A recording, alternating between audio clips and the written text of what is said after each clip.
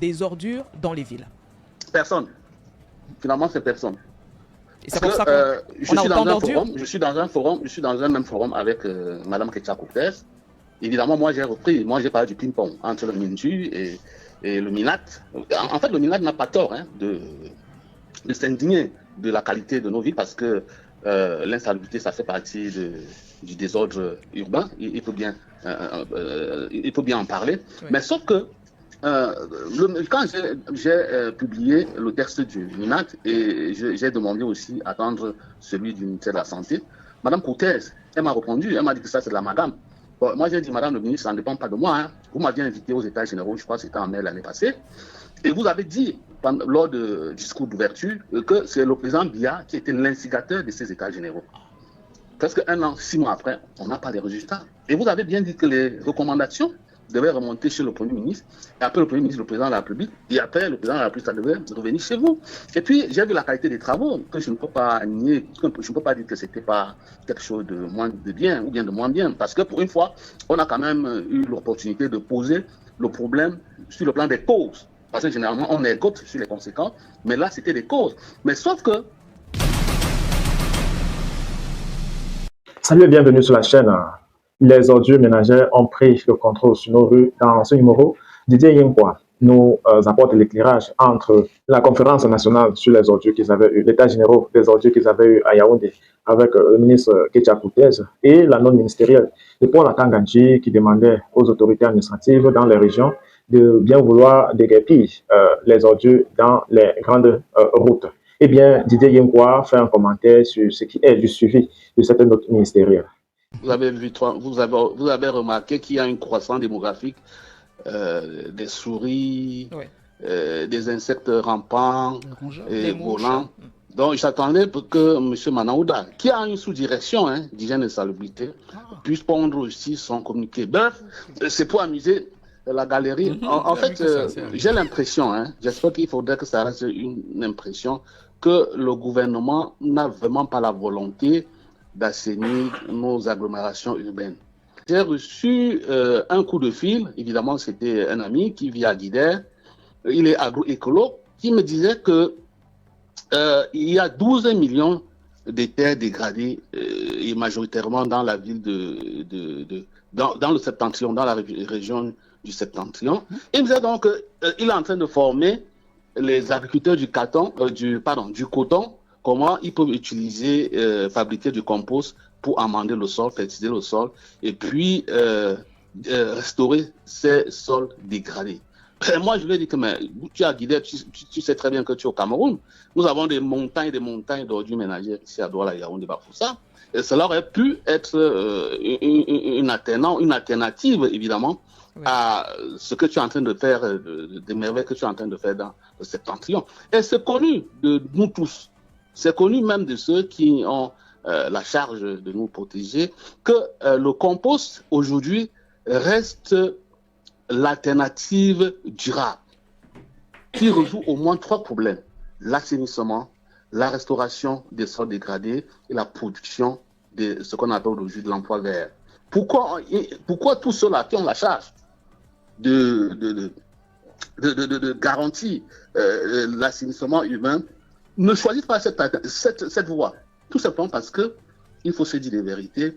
Il y a une bagarre autour des gisements d'ordures ménagères parce que le marché de collecte des ordures ménagères est un très grand marché. Je prends le dernier cas, par exemple, celui de Douala. Il y a une discussion entre le maire de la ville et Mme Denise Fampou au niveau du statut de la collecte, parce que Mme Denise Fampou fait la collecte, elle ne fait pas la pré-collecte parce que la loi est claire, les communes d'arrondissement sont chargées de faire la pré-collecte et la mairie de la ville la collecte.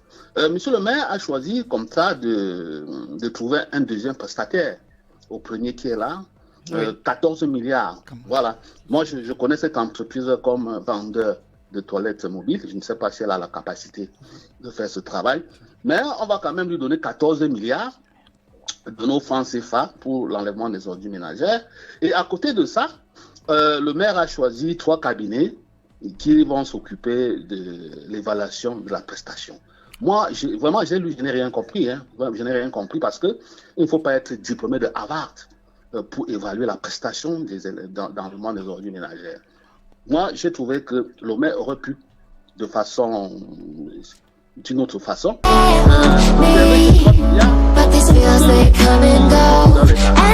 à fabriquer du compost. Il faut d'abord les former parce que lorsque vous regardez aujourd'hui la qualité des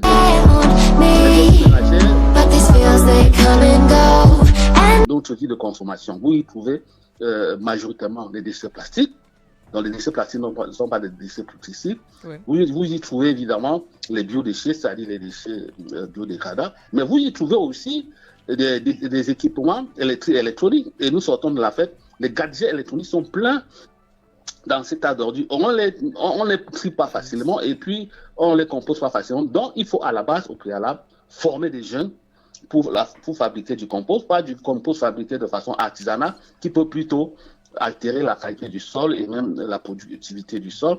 Donc il faut former des jeunes de façon classique, pas de manière artisanale, et ensuite les amener à fabriquer du compost. Et le compost qui, comme je vous l'ai dit, peuvent être utilisés pour l'amendement de sol.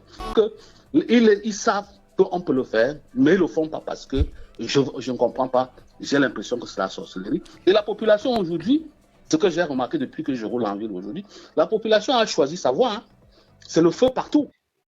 Par la suite, on a également ce grand conseiller dans la ville de Douala qui se prononce sur la situation, notamment dans la ville de Douala. Je vous prie de suivre jusqu'à là.